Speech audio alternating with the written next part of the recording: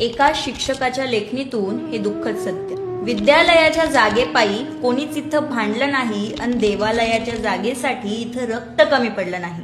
माझाच देव मोठा म्हणण्यात रक्ताच्या नद्या वाहिल्या, ज्ञानगंगा कोरडी पडत ओसाड शाळा झाल्या. शाळा अजूनही तशीच पडक्या तुटक्या भिंतींची, गरीब माझ्या देशामध्ये उभी मंदिरं सोन्याची. धर्मासाठी पैशांसाठी अनेक आंदोलने पाहिली, पण शिक्षणाच्या भल्यासाठी कुणी मोर्चा काढला नाही. शाळेमधील दानपेटी भरलेली कधीच पाहिली नाही आणि मंदिराची दानपेटी रिकामी कधी राहिली नाही.